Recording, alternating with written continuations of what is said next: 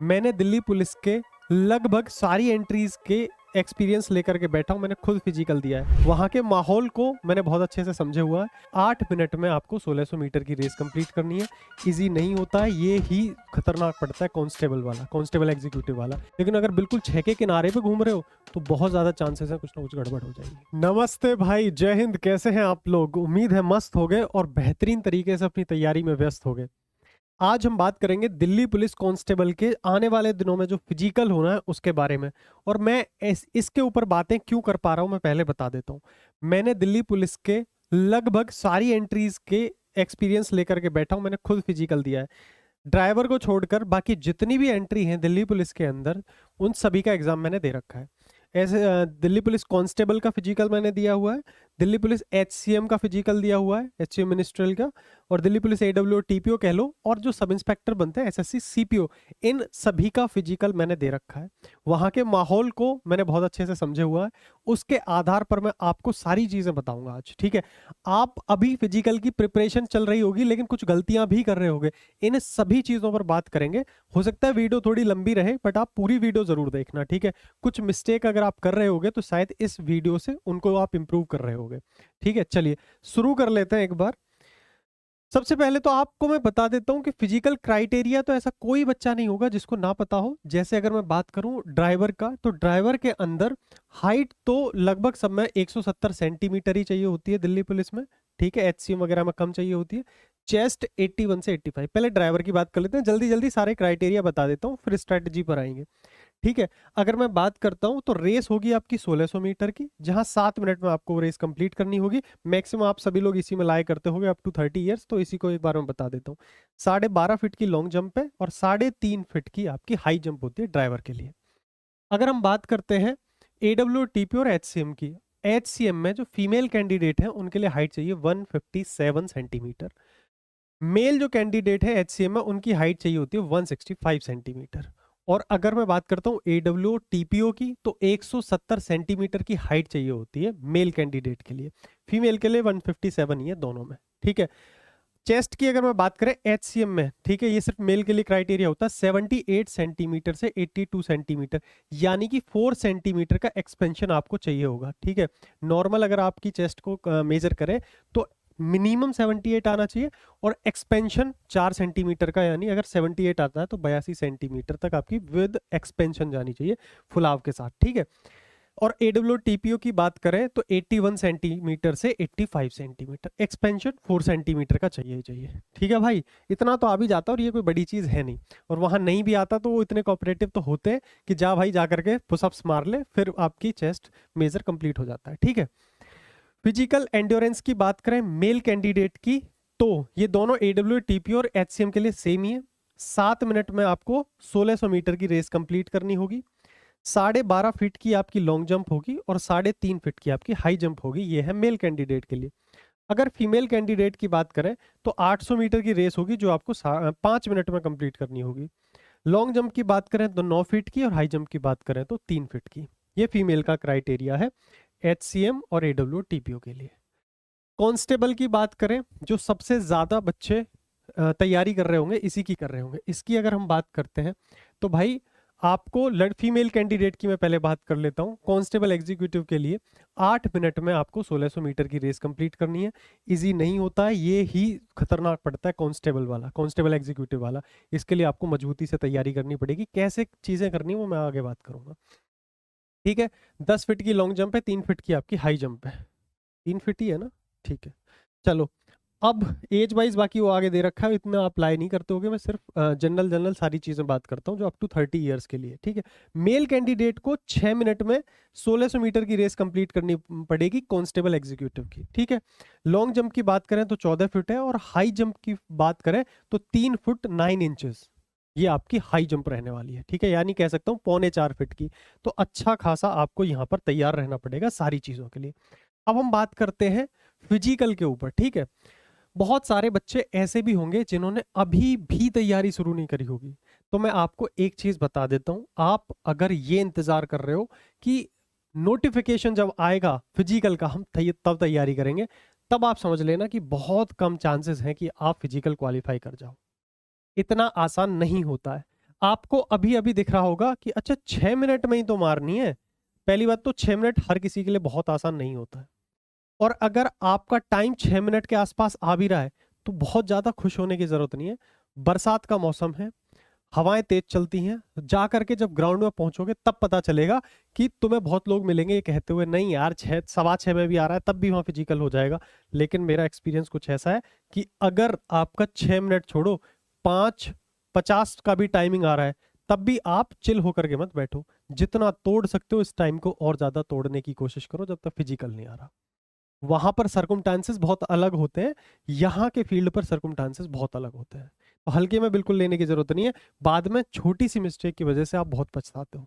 ठीक है, सबसे पहली बात, रिजल्ट आ चुका है, अब कोई इफ एंड बट वाला सीन नहीं है। लिस्ट में आपका नाम है, आपको फिजिकल देने जाना ही है, आपको पूरी जान झोंकनी है। ठीक है ना, ये दिमाग लगाना कि कितनी फाइनल मेरिट बढ़ेगी क्या करने की, कोई मतलब नहीं। आपको एक नंबर भी ज्यादा है, आप मार के आओ दौड़ फिजिकल।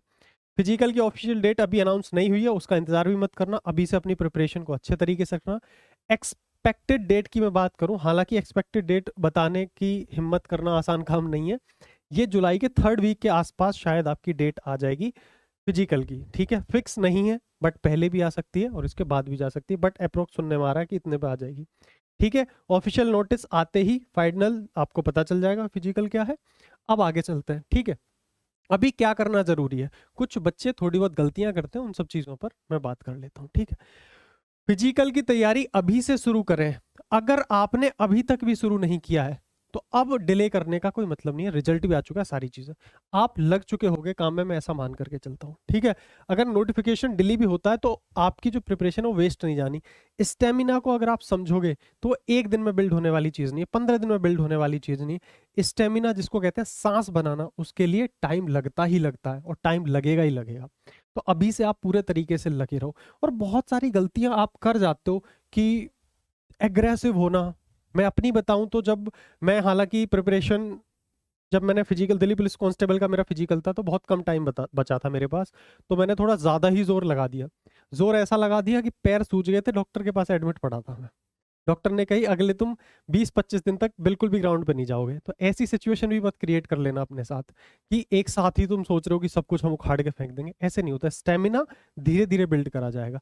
तब से तो आप घर पे बैठे थे, तैयारी कर रहे थे, मसल्स रिलैक्स थे, अब आकर के तुम मसल्स पे इतना जोर डाल दोगे तो ब्रेक हो जाएंगे।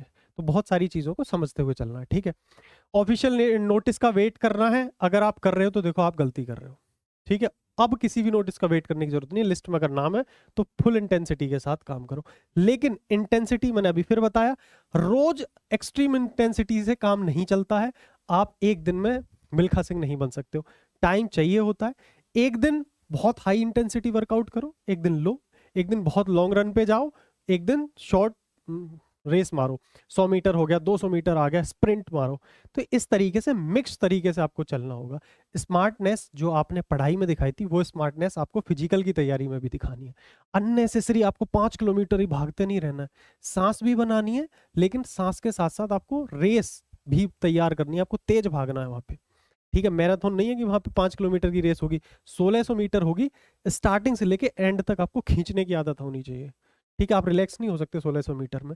वार्म अप स्किप करना, बहुत मैंने ऐसे लोग ग्राउंड पे जब मैंने देखे कि आएंगे और सीधा ही हाई इंटेंसिटी वर्कआउट शुरू कर देते हैं, इंजरी ले जाओगे भाई, जल्दबाजी में इंजरी होगी और बेड रेस्ट पे पहुंच जाओगे। इस तरीके की छोटी छोटी मिस्टेक मत करना। ठीक है, स्लीप कॉम्प्रोमाइज, सबसे बड़ी बात मैं आपको बता रहा हूँ, आप स्टेमिना बिल्डिंग के लिए जा रहे हो। स्टेमिना बिल्डिंग में सबसे इंपॉर्टेंट चीज होती है रिकवरी। आप गए सुबह, आपने दौड़ मारी, कुछ वर्कआउट किया, ठीक है, लॉन्ग जंप की प्रैक्टिस करी। कई बार तो बच्चे लॉन्ग जंप को ऐसे सोच लेते हैं कि आज ही मैं 50 बार कूदूंगा, भाई पैर ठुक जाते हैं। घर जाकर के जब आप सोओगे तब आपको पता चलोगे कि आपने सुबह गलती कर दी है, नेक्स्ट डे आप कुछ करने लायक नहीं बचोगे।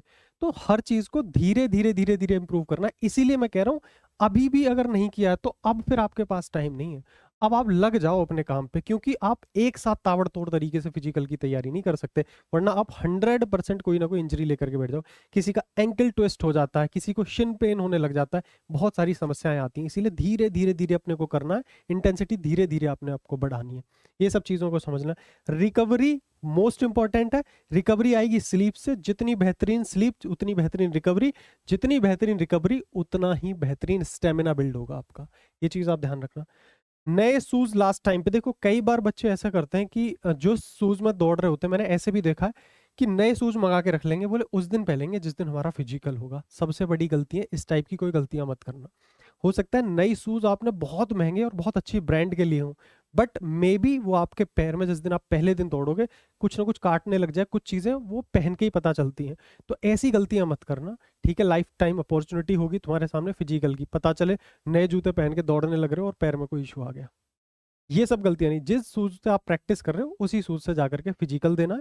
लास्ट टाइम पे चेंज वेंज करने की कोशिश मत करना, इम्पैक्ट आ सकता है इन सभी चीजों से भी। ठीक है, लॉन्ग जंप और हाई जंप के बारे में मैंने अभी भी तुम्हें थोड़ा सा बताया। टेक्निक प्रैक्टिस इंपॉर्टेंट है, मैक्सिमम प्रैक्टिस नहीं कि आप डेली जा रहे हो, आपने सोचा कि मैं आज 40 बार कूदूंगा। एक बार, दो बार, तीन बार, चार बार, पांच बार, छह बार में जितना आप जा पा रहे हो, फिर उसके बाद जबरदस्ती जितना भी कूदोगे वो इंप्रूवमेंट नहीं लाएगा, जबकि वो आपको और पीछे लेकर के आ जाएगा। बहुत अटेम्प्ट नहीं मारने हैं। डेली अगर कर रहे हो, पहली बात तो डेली लॉन्ग जंप प्रैक्टिस नहीं करनी है, अल्टरनेट डेज करो, 2 दिन छोड़ के करो अभी से, ठीक है। डेली अगर आप लॉन्ग जंप प्रैक्टिस करोगे रेस पे इंपैक्ट आएगा, क्योंकि पैर ठुकते हैं वहां पे, और आप गलत तरीके से लैंड कर लिए तो आपके पैर में अगर कोई इंजरी होगी तो आप रेस के लिए भी गए। इसीलिए ये जो लॉन्ग जंप और हाई जंप की प्रैक्टिस है, पहली बात तो डेली नहीं करनी है। अननेसेसरी बहुत सारे अटेम्प्ट नहीं मारने हैं डेली, तो थोड़ी समझदारी से चलना है, ठीक है। आप जब भी लॉन्ग जंप की रेस कंप्लीट करने के बाद अगर लॉन्ग जंप प्रैक्टिस कर रहे हो तो 4 5 6 बार में प्रैक्टिस करो, बस उसी में अपनी टेक्निक को इम्प्रूव करो। कुछ यूट्यूब पर बहुत सारी वीडियोस पड़ी होती हैं टेक्निक की, उनसे रिलेटेड वीडियोस देख के आप उस टेक्निक को वहां पर जाकर के अप्लाई कर सकते हो। इन सभी चीजों को करना है। अननेसेसरी लॉन्ग जंप वो नहीं है कि जितनी बार कूदोगे उतनी इंप्रूव होगी, नहीं भाई, टेक्निक का गेम है, टेक्निक आपको समझनी पड़ेगी दोनों ही चीजों की, ठीक है। हाई जंप भी अगर आप देखोगे तो बहुत से बच्चे सीधे कूदते हैं स्टूडेंट, बहुत से ऐसे सीजर टाइप में कूदते हैं। तो जब मैंने देखा था, मेरे को सीजर टाइप में मैं ज्यादा कंफर्टेबल हुआ था, इजीली जंप कर पा रहा था। तो आपको देखना पड़ेगा किस टेक्निक से आप सुटेबली चीजों को कर पा रहे हो, ठीक है। कुछ यूट्यूब वीडियोस जरूर देख लेना इससे रिलेटेड। ओवर प्रैक्टिस से 100% इंजरी हो जाएगी, इन सब चीज़ों से बच के रहना। मैंने बता दिया क्वालिटी इंपॉर्टेंट है क्वांटिटी से, ठीक है। डाइट की मैं बात करूं, सबसे बड़ा रोल अगर स्टेमिना बनाने में है रिकवरी के बाद तो डाइट का है। डाइट भी रिकवरी का ही एक पार्ट है, ठीक है। अच्छी डाइट लोगे तो अच्छी मसल रिकवरी होगी और अच्छी आपका स्टेमिना भी बिल्ड होगा। सबसे इंपॉर्टेंट चीज़ है, अगर हाइड्रेशन कम हुआ, एक चीज़ और होता है इसमें, हीमोग्लोबिन बढ़ाने वाली चीज़ें भी खाना आप अगर पॉसिबल हो। मैं अगर आपको बताऊं तो अगर चुकंदर जिसको बोलते हैं, चुकंदर आप यूज करना, ठीक है। ये गेम क्या है रेस के अंदर, रेस के अंदर अगर मैं डीपली बात करूं, रेस के अंदर गेम है ऑक्सीजन सप्लाई का। ऑक्सीजन सप्लाई कौन करता है? आपका ब्लड करता है। ऑक्सीजन रिसीव करने का काम मैक्सिमम किसका है? हीमोग्लोबिन। तो ये जो चीजें हैं आप इनको बॉडी के अंदर बढ़ाओ, जितना बेहतरीन ब्लड होगा उतनी बेहतरीन ऑक्सीजन की सप्लाई होगी। तो वो चीजें जो ब्लड को अच्छा करती हैं, जैसे आपकी चुकंदर वगैरह, इन सब चीजों का इंटेक बढ़ाना, ठीक है। तो वो आपके लिए बहुत फायदेमंद होगा। हाइड्रेशन सबसे इंपॉर्टेंट है, पानी की क्वांटिटी प्रॉपर पीते रहना, ठीक है, जब तक ये आप फिजिकल की तैयारी कर रहे हो, और नॉर्मल भी आपको पीनी चाहिए। प्रोटीन रिच डाइट, ये प्रोटीन का डिब्बा मत ले आना, प्रोटीन का रिच डाइट का मतलब है जैसे काले चने हो गए, पीनट्स हो गए, इन सब चीज़ों का आप यूज़ करो, ठीक है। बाकी घर का खाना दी बेस्ट है, कोई दिक्कत नहीं, होममेड बैलेंस फूड सबसे बढ़िया है। जंक फूड वगैरह और ऐसी कोई भी हरकतें जो लौंडे समझ रहे होंगे चीतो, कुछ गड़बड़ मत करना। बहुत ज़्यादा स्टेमिना इम्पैक्ट होता है इन सभी चीज़ों को, समझदार हो, सारी चीज़ें नहीं बोल सकता हूँ। विश्वास मानना, सारी चीज़ों का ध्यान रखते हुए आगे चलना, ठीक है। जंक फूड हुआ या कोई भी ऐसी चीज़ जो आपके स्टेमिना को डाउन करे, बिल्कुल इन चीज़ों को मत करना, ठीक है। बहुत सही तरीके से बैलेंस डाइट लेते हुए आगे बढ़ो, हो जाएगा फिजिकल बढ़िया, बेहतरीन तरीके से सारी चीज़ें कर लोगे, ठीक है। जो चीज़ें मुझे बतानी थी मैक्सिमम चीज़ें मैंने बता दी हैं। बाकी कमेंट सेक्शन खुला हुआ है, कोई भी डाउट अगर आ रहा है फिजिकल से भी रिलेटेड तो आप मेरे से पूछो। आप अगर ये पूछना चाहते हो कि वहाँ पे कैसा माहौल होता है तो कुछ चीज़ें मैं उसके बारे में बता दूंगा और वीडियो बना दूंगा इसके ऊपर।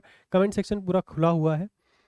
मैंने सारे फिजिकल दे रखे हैं, कांस्टेबल, HCM, मिनिस्ट्रियल वाला, AWTPO वाला, ड्राइवर छोड़ के SSC CPO वाला, इन सभी का एक्सपीरियंस मैं लेकर के बैठा हूँ।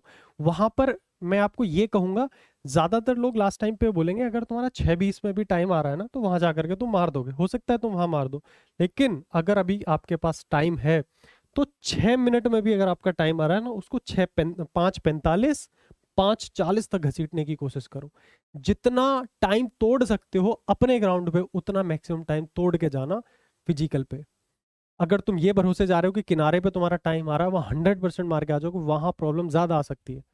मैं अगर अपनी दिल्ली पुलिस कांस्टेबल की बात करूं, इतनी धूल उड़ रही थी, ऊपर से बारिश वारिश का भी मौसम हो रहा था, ऐसे धूल मुंह में जा रही थी कि हम तो प्रैक्टिस करते थे सुबह आराम से, वहां दौड़ रहे हैं 1:30 बजे। बहुत अन इवन सिचुएशन का भी सामना करना पड़ सकता है। उसके लिए मैं बोलता हूँ स्टेमिना को, अपने टाइम को इतना तोड़ के चलो कि 5:35 5:40 की कोशिश करके जाओ। इतना आ गया तो फिर 100% श्योर है, फिर तो कोई मतलब ही नहीं है रुकने का। लेकिन अगर बिल्कुल 6 के किनारे पे घूम रहे हो तो बहुत ज्यादा चांसेस है कुछ ना कुछ गड़बड़ हो जाएगी। ठीक है, तब तक के लिए मस्त रहिए, मुस्कुराते रहिए। कोई भी डाउट है कमेंट सेक्शन खुला हुआ है, सारी चीजें लिखना, मैं एक एक कमेंट को जरूर पढ़ूंगा। ठीक है, तब तक के लिए टाटा बाय बाय, नमस्कार।